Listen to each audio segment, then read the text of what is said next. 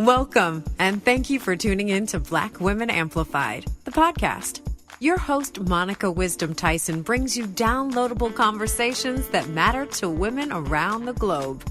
We discuss all things Black girl magic, amplify our voices, and transform our challenges into triumphs.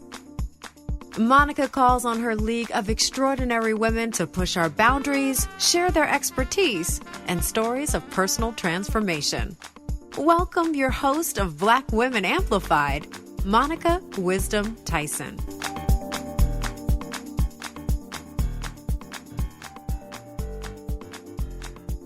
Hello, Black Women Amplified family. This is Monica Wisdom. I'm so excited to be with you today. Listen, there is a lot happening right now, and every day it feels like something new is pulling our attention, our emotions, and our energy. And if you're like me, it's easy to get distracted and pull away from focusing on what matters to our own growth and success. Today, we're talking about boundaries and balance. And I am bringing in an expert to help us navigate through this whole conversation. She joined us last year to share her story, but today she joins us to share her incredible expertise. Lisane Basquiat is the founder of Shaping Freedom, a life strategist, and a former corporate executive who understands what it means to move through powerful rooms without losing herself. She's a board-certified master practitioner and a teacher of neuro-linguistic programming.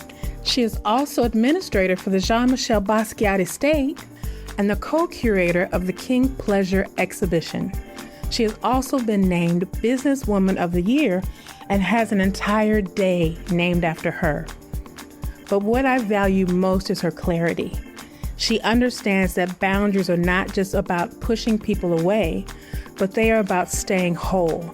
And balance is not something that you stumble into, it's something that you choose. So I am excited to bring to you, back to the Black Women Amplified podcast, Miss Lisane Basquiat. Hello, beautiful. How are you doing today? I'm so glad that you're back with us. I'm so happy to be here, Monica. Thank you so much for inviting me back. Clearly, I didn't misbehave too much last time, and you always a treasure. You invited me back invited me back to your house, so I must have acted right the first time. And you did. Okay. You look amazing. Thank you. So do you. I'm feeling good. Thank you. Good. I remember the last time we talked, you needed more rest. Were you able to get the rest? Over time, yes, it is a struggle at times. It's kind of like the roller coaster of my life. And what I'm trying to do is to stay in the rested place so that I don't have the spikes of like exhaustion and then high energy that I can sometimes put myself into. Now, before we get into the question, I have to ask the question. Oh. Did you see Bad Bunny Bowl? I did see Bad Bunny Bowl. That is the only part of the thing that I actually watched. But yes, I did. So what feelings did that bring up with you as a Puerto Rican woman? Because I know what Kendrick Lamar meant for me and the culture. Mm-hmm. And I'm curious to hear the insights that you have about what it meant to you to see Puerto Rican culture in full effect. You know, I'll say this. Kendrick Lamar was a big deal for me. I'm from Brooklyn, right? Yeah, of course. And seeing Kendrick Lamar last year was invigorating and energizing and culture confirming and affirming. And I loved it. Watching Bad Bunny this year I felt a number of things. I felt excitement and pride about the fact that I am the daughter of a Puerto Rican mother. And so I felt into all of that. I also felt into the excitement and the excitement for Bad Bunny and the inspiration that he is, having come from bagging groceries to being on this world stage, because, you know, we're the United States. And I also felt I felt some sadness. I felt some sadness about everything that's going on that's on the periphery of his performance. And then I also felt very happy that it was as inclusive a performance as it was, and that he really gave his creativity in an incredibly generous way. He used that platform and that opportunity that he had for good and for the betterment of everyone, even those who were, against the fact that he was on that stage. I feel like he really made great use of the opportunity of being on that stage, and he made it about more than himself and about all of us.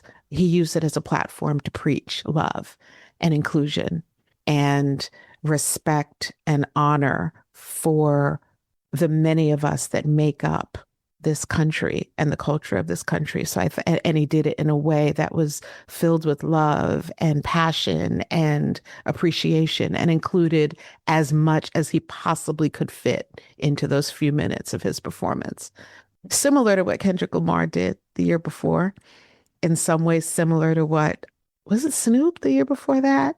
Dr. Dre. The year before that was like the rap, when it was like all the rappers got up there. It was Dr. Dre. Dr. Dre, that's right. Jeez. Yeah. And Mary J. Blige and all of those. So right. Yeah. Yeah. But That yeah, was so much he fun. did a great job with what he had. The Hats off to ability him. for him to tell so many stories at the same time within minutes was Yes. impressive. Yes. Yes. And like, it was just like one right after another, after another. And I think that people will be unpacking and processing that for a really long time, those who choose to listen. And there are those who will choose to not. And guess what? That's okay too. Because whether you get it or not, your unconscious mind is taking the information in.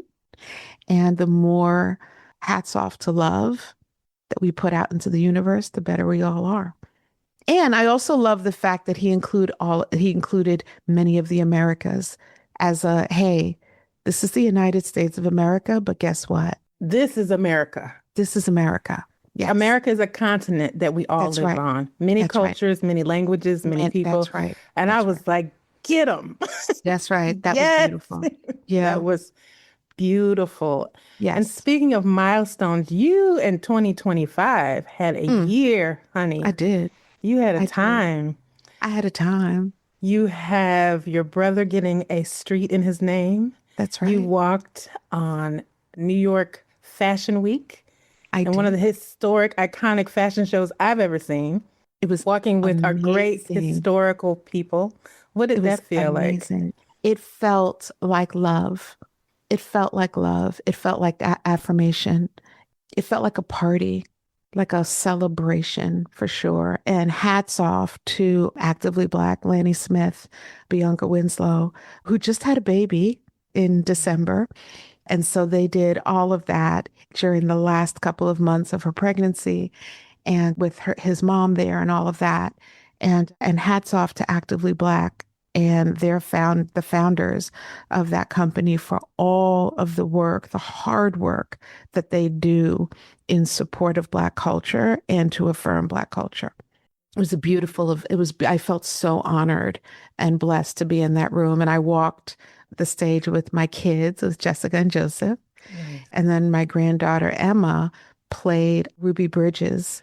There was a scene where they recreated Ruby Bridges walking into school. And so the Ruby Bridges was there and walked behind Emma, my granddaughter, and Emma got a chance to channel Ruby Bridges. So it was a beautiful experience. One of my favorite paintings in the whole world is the Norman Rockwell depiction of Ruby Bridges. So how beautiful is that? Yeah. And she'll look back when she gets older. She's like, that was me, and that's her. I did that. Yeah. That's beautiful. Yeah, when I really watched the fashion show, first of all, many of the people I didn't know were still living.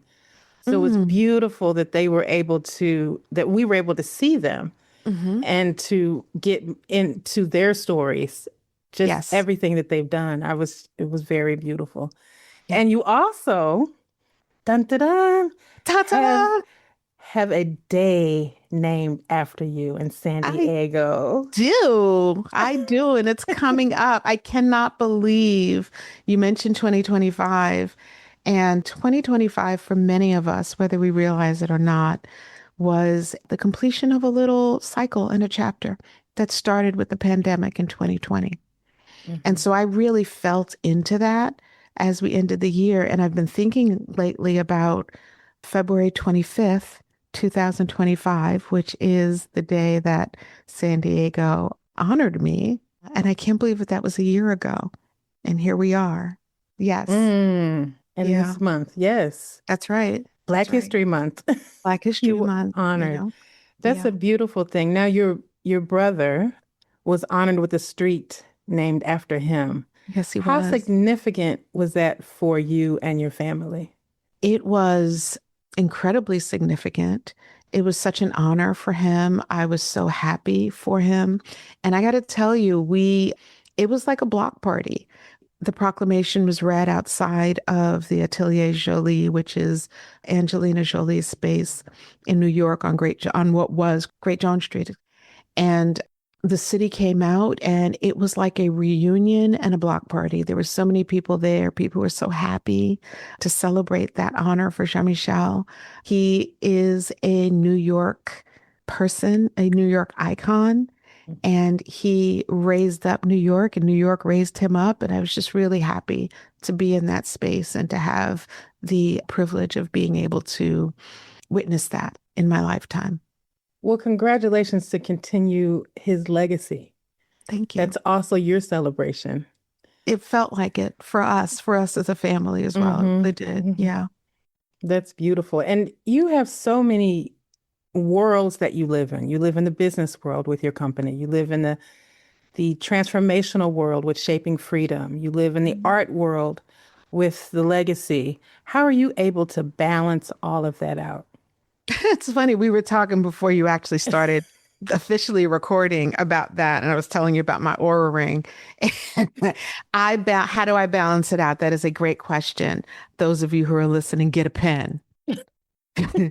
Drink water, hydrate, drink and eat water-filled things to hydrate your body so that your organs can support the life that you're asking it to support.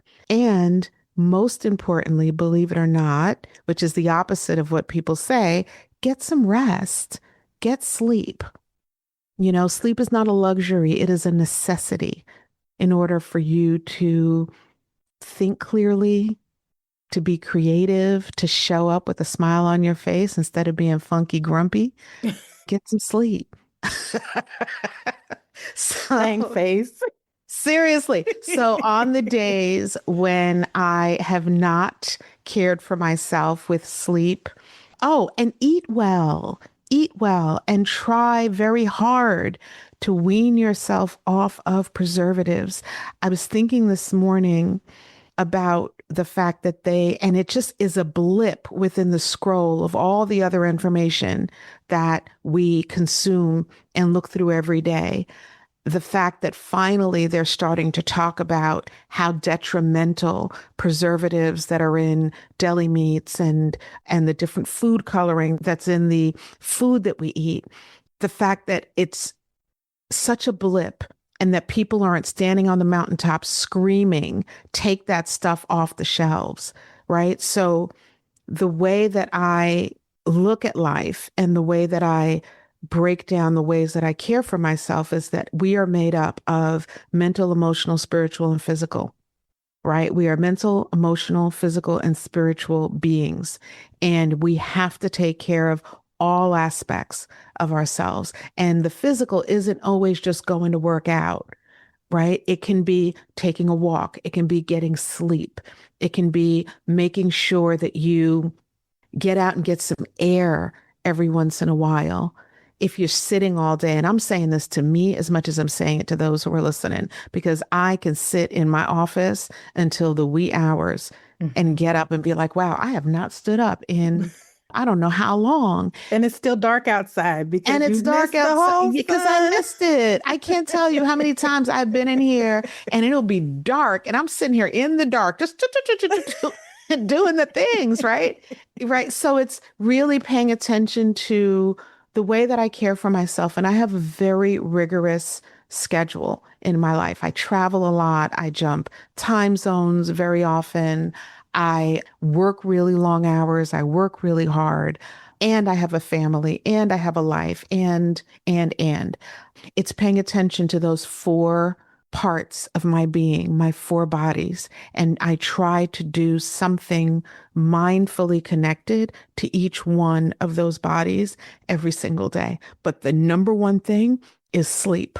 Sleep and hydration are the two things. Because if you're foggy, when you're tired, when you're not fueled, when you're dehydrated, there are so many other things that happen when we're in that state that are just not great for us.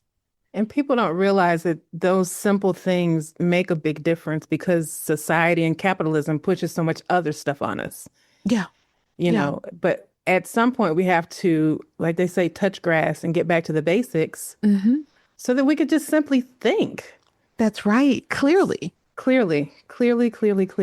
The times I have gone stomping off, like it's all about sleep. It's like, girl, you tired. Just stop it. And hungry.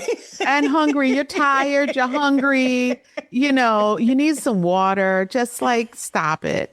Right. But those moments where I'm like, my life sucks. I'm going to cuss somebody out. It's always because, like, if I take care of those couple of things, everything else just is better.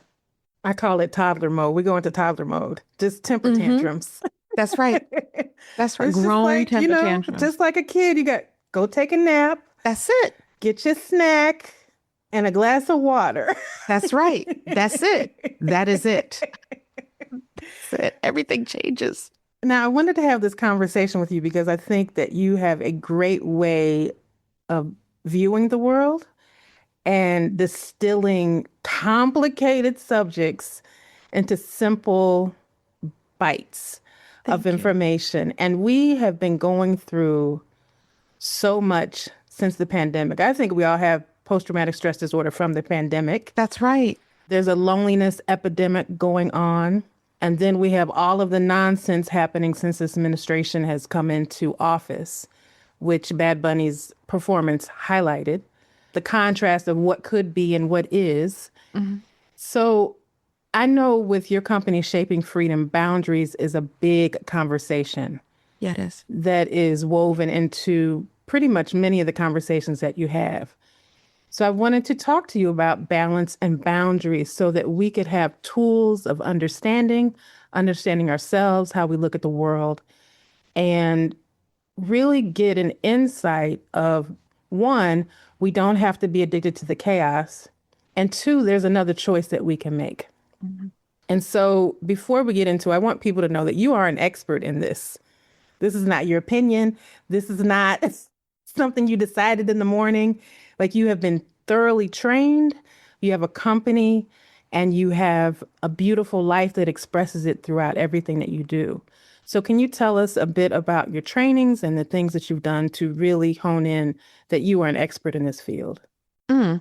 I consider myself an expert I'm a life strategist. That's what we came down with, right? And so what does that actually mean? I was in corporate for over 20 years as an executive, helping organizations to drive efficiency and effectiveness into their processes and systems, and with a focus on organizational change management. Organizational change management is basically, how do you, once you decide what you want, how do you get the environment around you to acclimate to that change? In parallel, I got certified as a coach many, many years ago and studied NLP, neuro-linguistic programming. I actually teach it.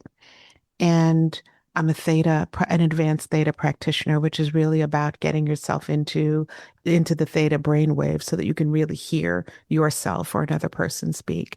And my work is informed by cultural anthropology, which is what I studied in school. And so for me, I look at the world from the perspective of how systems operate. And for me, what I'm most interested in is how family systems operate, because it is from the quality of culture that we create and cultivate within family that everything else flows. And so part of that is an understanding and a deep, deep, deep focus that I've had for years on boundaries and the reality of boundaries, not the internet's boundaries, which is, I'm just never talking to you again. That's my boundary, right? Not that. I'm talking about personal accountability and driving personal accountability into everything that we do, every conversation that we have, every interaction that we have. And so boundary setting is about you more than it is about the other person. It's about you taking accountability for the quality of the relationships that you have and taking the time to understand what's important to you and what it is that will set another person up for success with you. And what makes it so challenging for people, the topic of boundaries or setting boundaries, is that we're taught to look outward. We're taught to be real clear about what we don't want. You, whoever's listening, I'm sure that you could rattle off 15 things that you don't want that another person who is getting on your nerves is doing. I don't like this. I don't like that. I don't like this. I don't like when you did that. You said this. It pissed me off 5 years ago. You stepped on my toe and you didn't say you was all of that. But when you flip that around to what do I want? What do I want? What am I allowing within the circle of my space on this planet? What am I allowing in this space and what has to be outside of this space? And how do I learn how to articulate that to another person so that they are then set up for success in their interactions with me? And what that requires is bold clarity and courage to sit down and have those hard conversations that we're taught very often or encouraged to ignore. We're taught, close the door, don't ever talk to that person again. We're taught, walk away. We're taught, call that person out and tell them off. Mm-hmm. And sometimes those things need to happen. Trust me, I have told a person off or two in my life and probably will today. But what's most important is getting clear within yourself. It's that communication with ourselves that drives the boundaries that we choose to set. That's beautiful. I love that because it's not about the other person. I mean, if you go into a metaphysical space, nothing's ever about the other person. It's right. Always about you. Right. Everything emanates from us. Everything projects from us. And so that brings it right back to that space of it's all on us as the individual. Mm-hmm. That's right. And that person's your teacher. Right. And that's the thing we don't want to deal with very often, sometimes, right? Where it's like, oh my, I can't, every person that I meet, every man I meet is terrible and he does this or he does that. Maybe and probably, right? Mm-hmm. But here's the thing. What are you tolerating and why? Right? If you have a series of relationships that all wind up in a place where you feel raggedy, mm-hmm. It's because you are allowing raggedy in your space. It's because your picker is off. And so sometimes those people are just showing up. They're just there. And there comes a point where you have to stop and say, okay, hold on a minute. What do I expect? What are my standards? And maybe It means that I'll have less dates. Maybe it means that I'll go a little bit longer being single, but you only need one, right? But you're clear about what you want within the space of your existence. We don't have to be in messy stuff all the time. We just don't. And that's the important piece, is that you said, get clear on what you want. Most people don't know what they want. So they're testing and they're trying to figure it out. And I'm just going to go on an adventure, or they duplicate what other people are doing. Yeah. It's like, no, get clear on what you want. That's right. And then maybe your picker will be better. Your picker will absolutely 100% be better. 100% it's going to be better. There's no shortage of mess. It's just out there, right? I think we have to get more discerning.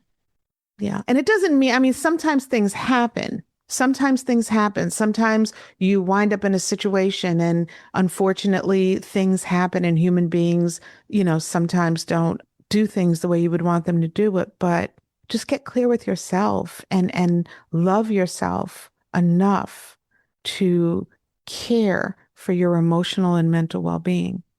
What is the importance of loving yourself? Let's talk about that, because people say it so flippantly, just love yourself. Mm-hmm. What does that actually look like? And how do people really get an understanding of when it's not happening? When you treat yourself in a way that you would never treat your very best friend, when you consider yourself, when you allow yourself onto the stage of your own life, when the quality of your day, your emotional and well-being matters, when you are allowing yourself the gift, being in places and spaces that fill you up and feel good, when you're getting rest, again. And drinking your water. Drinking your water. All right. Drink your water. When you get to a place where you can look at each one of your four bodies, mental, emotional, spiritual, and physical, and when you know what works for each one of those and you strive for that. And we don't always hit the mark. Trust me, there have been days that you and I have spoken where I'm exhausted. Mm-hmm. I have gotten those texts from you where you're like, girl, I see you online. What you?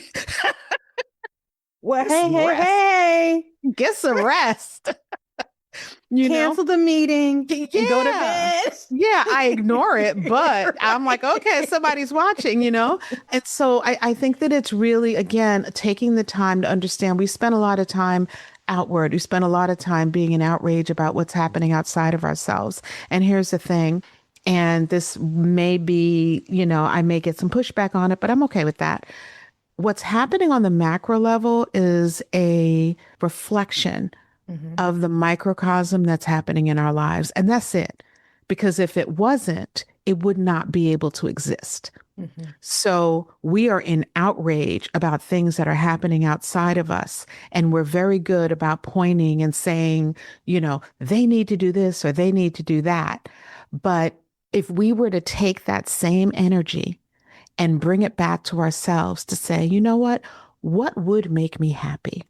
Mm-hmm. Who am I when I am in my best emotional state, my best mental state, clear-minded, bringing in things that are affirming, life-affirming, not allowing myself to erode because I'm scrolling through traumatizing things all day, every day, drinking water, sleeping, spiritually connecting, journaling, meditating, praying, right? So when you're clear about what success looks like for you, it allows you to have that North Star that you can strive for. And you're probably not going to get it right every day. Again, I don't. I scrolled last night way longer than I wanted to. And I was exhausted when I was done. I was like, girl, how long was that? That was ridiculous. Right? Within 5 minutes. Like Sometimes you just have to call it research, though. It was not research. It was nonsense. It was ridiculous. Like in 5 minutes, it's like this horrible thing and that horrible thing and this thing. And then two people fist fighting and then a dog, a cute puppy video. And it was like, what are you doing, girl? Like, go to bed, like enough. And I put it away and, did other things. But so I think it's just understand, if you don't know what feels good, it's hard for you to create resonance with that. Mm-hmm. If you live in the abyss of negativity, of not taking care of yourself, of not speaking up for what you want, of not setting boundaries, of being in relationships that are detrimental to you, when you live in that, it feels like normal, but your unconscious mind knows that you're not doing the right thing by it. And you feel the crappiness that's in that delta, that void. But once you start to pour into, what would feeling good look like? What would my life look like if I were to really, really think about what I want? Great relationships, healthy relationships with my children, having cleared up all the stuff that would stand in the way of my legacy being what I want it to be. Mm-hmm. The ability to have healthy conflict and to speak my truth without worrying about whether or not other people are going to receive it, not living to constantly influence other people to your way, not, you have to see things my way. You don't have to see things my way. Mm-hmm. I got to be clear about what my way is. That's it. So I don't know if I answered your question, but. You did. And it's perfect because what I want to talk about is why are setting boundaries so pivotal to our well-being? And how do we get to that place where we know that this is a boundary for us? Because we're so used to other people telling us how we should live, how we should be, from our parents to our peers to society. How do we get clear on that voice within us that says, this is my boundary? You learn your voice. You learn your voice. And I think you bring up a great point, and that is that very often you can spend so much time trusting it's learning how to trust yourself, Monica. Mm-hmm. Learning how to trust yourself and learning how to discern your voice from the voice of other people. And the people around you who are giving you opinions about your life, they're well-intentioned most of the time, but that's their point of view, through their lens, through their experience. And very often we wind up taking all of that information in and then bringing it forward as if it's ours. So I think one great way, or one thing that a person can do, is to make sure that you are not just a pass-through generation, right? Come into it thinking, what do I think about relationships? What do I believe about men and why? What do I believe about other women? What do I believe about my ability to actually move forward the dreams and aspirations that are in my soul? And learning how to trust your own voice. Sometimes we just go straight into it, and you're literally in relationship with other people based on relationships that other people had.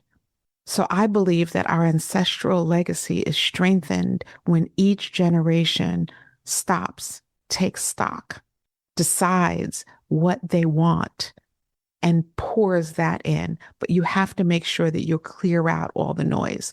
And that noise gets cleared out when you learn how to hear your own voice, and when you build a relationship of trust and respect and honor and love and self-care with yourself.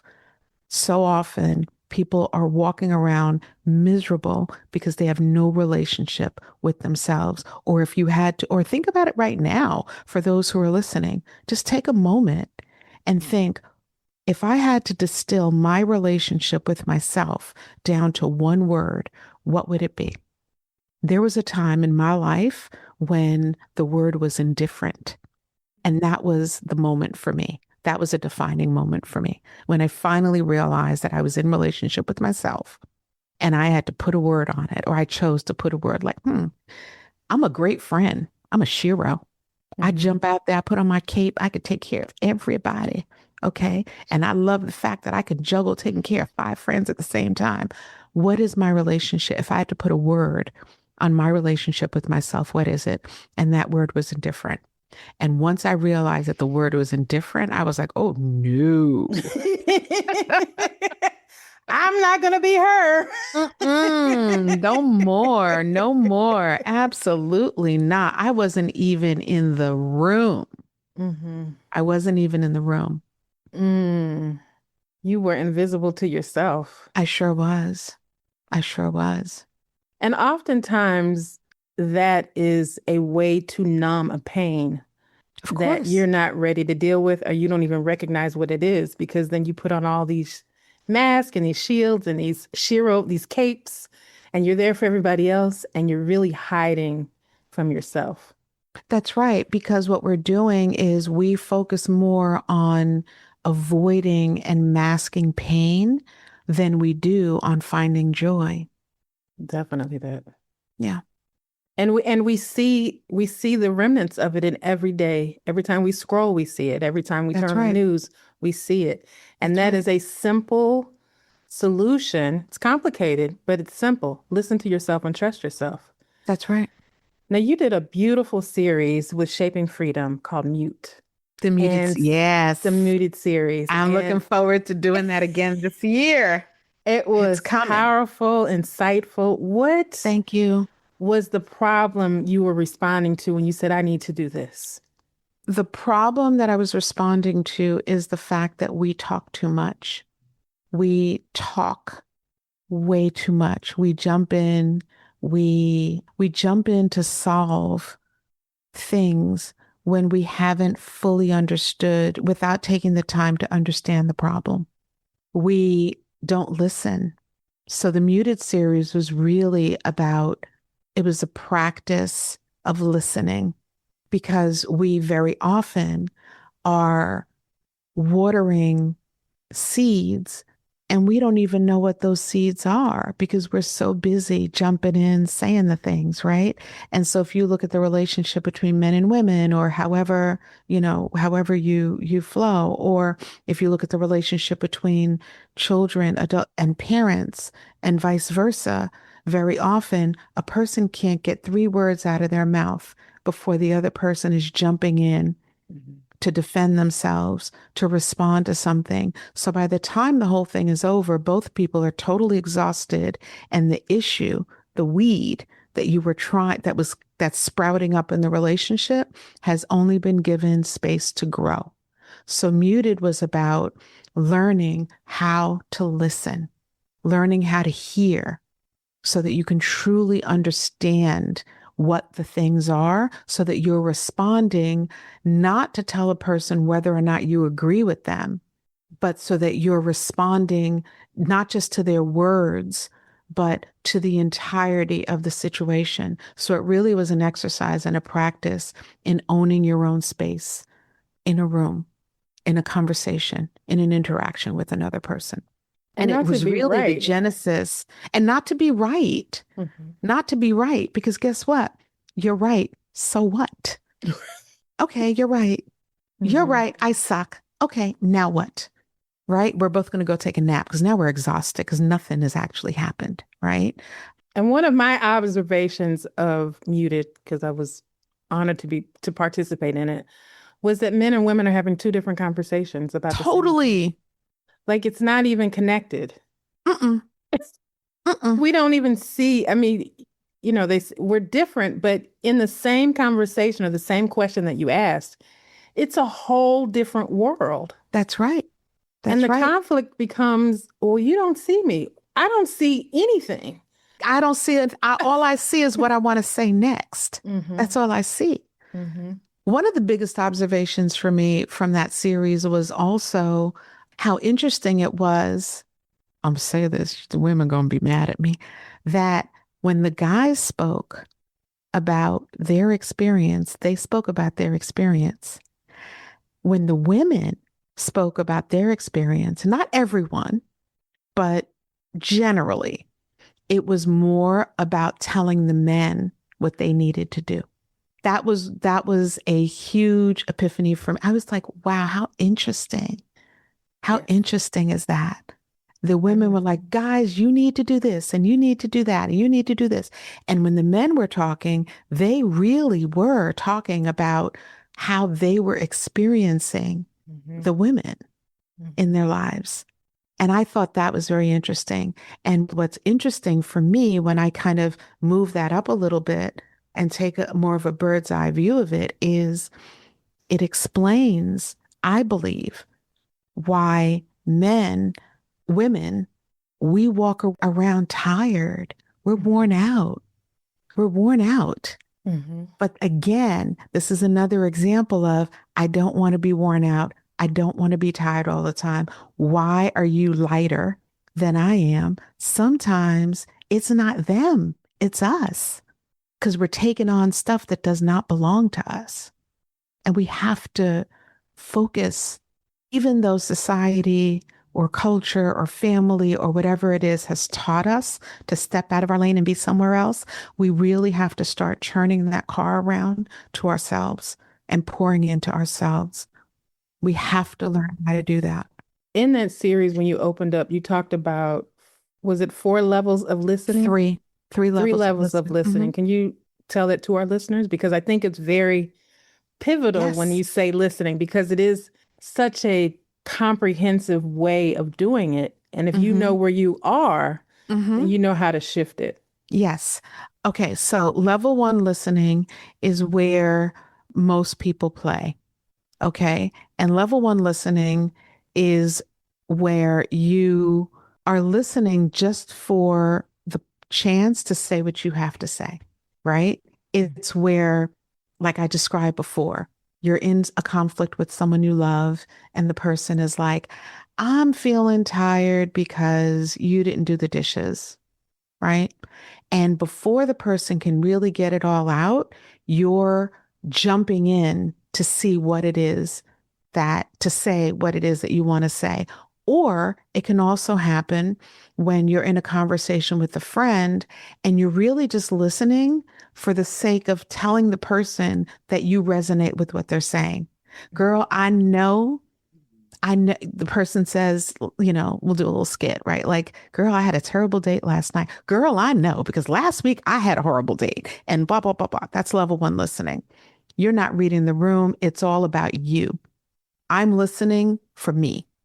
Level 2 listening is the listening where you, and some of us have felt this, where you feel like the person is completely focused on you. You feel like really present, like that person is there and they're listening to you. It's all about you as the person speaking. Level 3 listening is where it's not just, you're listening at a level that transcends the words that are coming out of that other person's mouth. You are listening for everything. You're reading the room. Level 3 listening is about reading the room. You can sense what that person might be experiencing. You are owning your own space in the conversation. You are allowing enough space between you and that other person to allow something new to be created. And it takes practice to get to level 3 listening, because so often we are taught to fight. We're taught to debate. We're taught to defend. We're taught to be on the offense. We're taught to outsmart the other person. And we're taught, even in relationships with people that we love, we're taught to win. And we bring that armor into the conversation where one person loses and the other person gets their way. But the problem with that is that there's an instant gratification, but nobody wins. And you will most assuredly come back and have the same conversation all over again, because there's no solve to it. When we are learning about the areas of listening, what are some techniques or exercises or books that we can read to learn more about those elements? Because I think listening or the lack of listening is what we are experiencing in our world right now. That's right. 3 things that you can do when you're in a conversation with another person, 3 things to practice. 1 is allow a person to finish their thought. And the way to do that is to own your own space, to be present with yourself. Very often we jump into defense and argument and debate because we're so busy thinking about how to stop the other person from fully expressing. So it's allow the person to fully express. And again, this is just a guide. It doesn't happen all. I mean, there are times when you're in an excited conversation and people are like, girl, no, let me tell you. And you go back and forth. That's fine. But for the conversations that really matter, allow the other person to finish their thought, to fully say what they have to say, for the purpose not of deciding whether or not you agree with them, but for the purpose of really hearing, allowing them to have their full thought. You are doing that for that person as much as you are doing it for yourself. That's one. Number two is not to take things personally. Me saying to you, I'm exhausted, I'm tired, I am feeling funky right now. I don't like what you said. It triggered me. It brought something up in me that doesn't feel good, does not mean that you have to take that personally. That is my experience. So allow another person to have the experience that they have, whether you agree with them or not. And then the third thing, and this is a trick that I learned early on, and that is when you're in a heated conversation, put your back, lay your spine, rest your spine on the back of your chair, because it's very hard to be all when you're back. You want to stabilize yourself? Yes. So you lay your back against sit back in your chair. Because when you sit back in your chair, a couple of things happens. One is there's a somatic experience to feeling like you're held, like something has your back. Yeah. Something is holding your weight, right? And just while the person is talking, even if the person is saying stuff that you're like, oh my gosh, I don't agree with any of this, right? If you put your back up against the back of the chair, including bringing your neck back, just really focus on allowing the chair to hold your weight. It allows you to stay calmer. You're gathering yourself. The flip side of it is when you're upset, you're sitting on the edge of your chair. You could feel yourself leaning forward. You could feel yourself getting ready to kind of like jump out of the chair, right? So it really is like the physical expression of what's happening on the inside. So lean back, allow the chair to support you, allow yourself to feel your butt in the seat. Feel your entire body in the seat, and it'll help you to be gathered and to stay more centered on yourself, because now you're focusing on how you're feeling. And if you do feel anxiety or tension or any of that, lean into that. And you take yourself out of attack mode. Because that's like where most problems.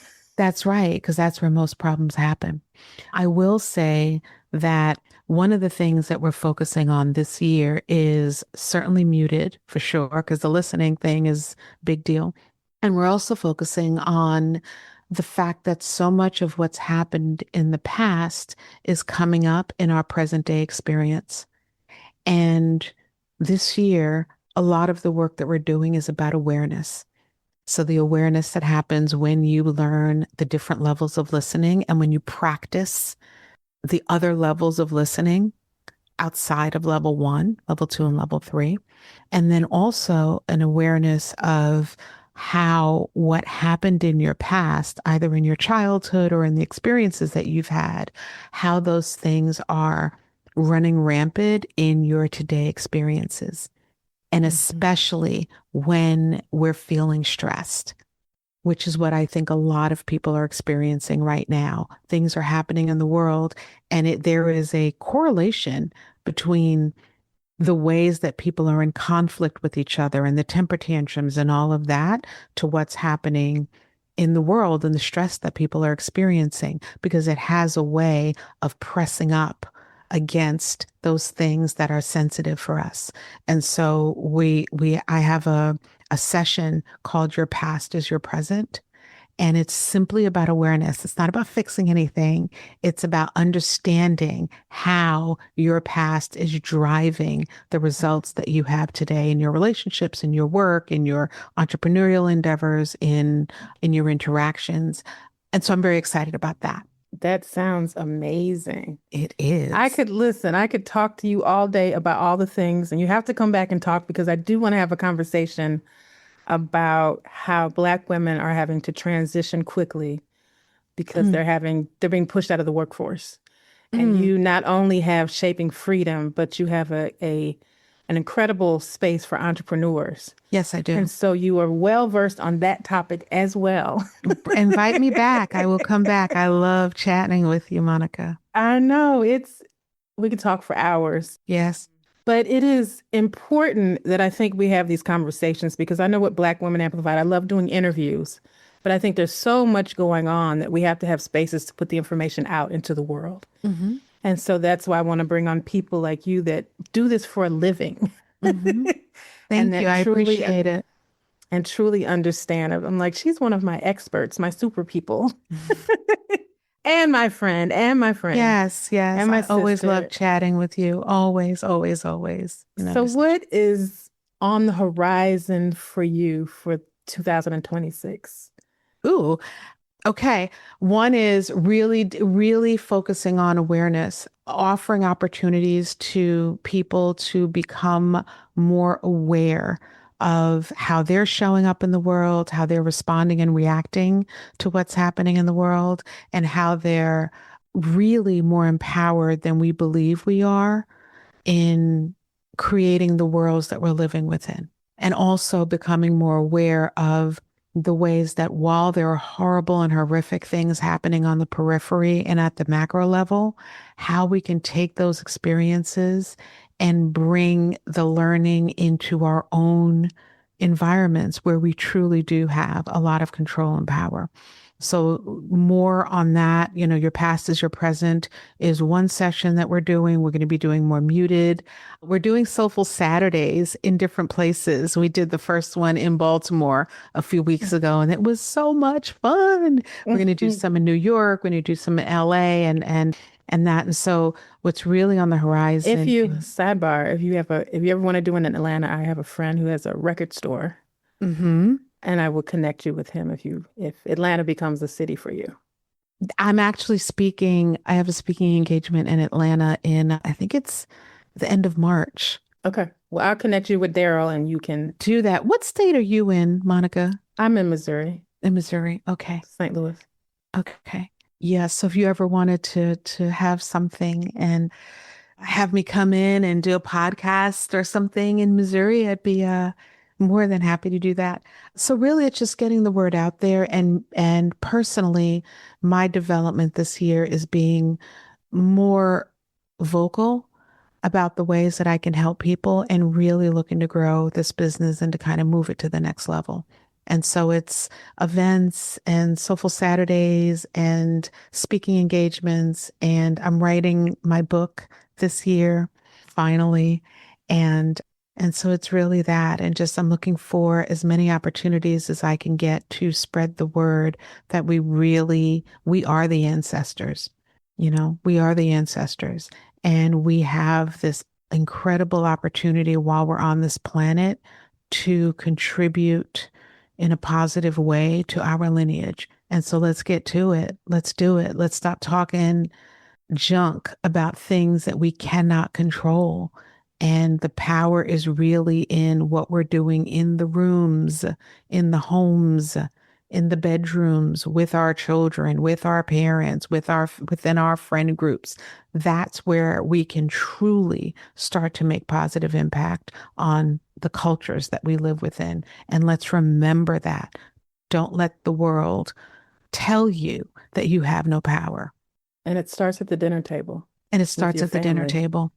And it starts, I'll give you one better. It starts in the mirror when you brush your teeth in the morning. Mm-hmm. Okay? If you had another person and if you got up every morning and you went and you brushed your teeth and you took your shower and you picked out your clothes and you did all that stuff, and you didn't even so much as look at the person that's in that room with you. Let's start there before you get to the kids and the other things that are happening. If you didn't so much as look at that person, you and that person would be having to practice level 3 listening, because there'll be a conversation. But how often do you get up, brush your teeth, wash your face, take your shower, change your clothes, and not even so much as consider yourself? Let's start there. Before you can change anything, you have to see yourself. You must. It's awareness. Your real self. It's aware. Yes. And you want to know how you know what your real self is? Look around you. That's where those people that are around you start to really come in, because it's like, ooh, I'm fighting with everybody. I don't like anybody. You get out, but the real get out is in the mirror. You. It's like, what are you doing? I'm not talking to anybody. Let's unpack that for a minute. What's the pattern? There's a pattern happening. So it's about awareness. Look at the patterns in your life. I noticed that pattern before we get out of here in the men that I dated. And I was like, why does this keep happening again and again and again? And what I realized, because you didn't listen. Not only did I not listen, but the man that I was used to was my father. And these men had the traits of my dad. Yes. Worked hard, successful, emotionally unavailable, strong-willed, verbally abusive, like, just and diminishing, like every quality. I was like, okay. Yes. Let me just get still. Yes. Let me get still and stop. And then let me evaluate, and then I can move forward. But the beautiful thing, I'm sorry. And then because we're going to be doing this all day. I just want to say this one thing. The beautiful thing about that is, and that's the part you don't throw away. Very often, those of us women who are dating men will go after the positive attributes of our father. The successful, the accomplished, the hard worker, the discipline, like whatever those things are. You don't want to throw those away. You want those. But until you take the time to actually be aware of all of the elements, right? Like, wow, I really am attracted to a man who, whatever those things are. I also want a man who is verbally affirming, emotionally available, right? Until you take the time to become more aware, and this is a shameless plug for your past is your present. Until you understand that, you will be chasing after the beard, the whiskey smelling, the cigar smoking, whatever those things are, looking to fill something up. And there's nothing wrong with that. Just make sure you're clear about what you really, really want, and take the time to discern the aspects of your daddy that you want and that are good for you, and the parts that you don't care to bring forward into your relationships. Do that. Write that book. I am. That book. I am. I am. That book. I am. It's coming. Me and my daddy. It's coming. It is coming. Well, how can people support you and your work and all of your iterations? Come to the sessions that I put out there into the world. Your Past is Your Present is the latest one that's out there. Come to it. It's priced very reasonably. The value that you'll get out of it will change your family legacy. And I say that with full confidence. Listen to my podcast, the Shaping Freedom with Lisane Basquiat podcast. Come to a Lounging with Lisane. I was running them every week for almost 2 years, but so that I could find time to write the book, I'm doing it once a month now. Nice. I think it's the second Monday of every month. Join the newsletter at shapingfreedom.com, and you'll get all the information about what's going on. And I think the biggest thing, or the other thing that I would invite people to do, and the way that you can support me, is to pay attention to how you're showing up and contributing to the spaces that you're in. Because if you do that, it helps all of us. Well, thank you. Thank you. Thank you for joining us again. You're welcome. And you will be back again. I will be back. Just invite me back. Invite me back. Always, always, always. And it has been a joy and a pleasure. I always learn something from you. I have to tell you that I really admire you and your journey. Thank you, Monica. The things that you're putting out of the world are beautiful and divine. Thank you. And I can tell that you were in your purpose. I am. Even though you're working through things, you are fully in your purpose. And I wish you the best for shaping freedom and all of the things that you put out into the world. Thank you, Monica. I really appreciate that. Thank you for joining the Black Women Amplified podcast, and I can't wait to have you back. Yes, ma'am. Yes, ma'am. And you be wonderful and beautiful until then. Yeah. Thank you for listening to Black Women Amplified. We hope you enjoyed the show. Be sure to subscribe and log on to blackwomenamplified.com for more information. Keep shining.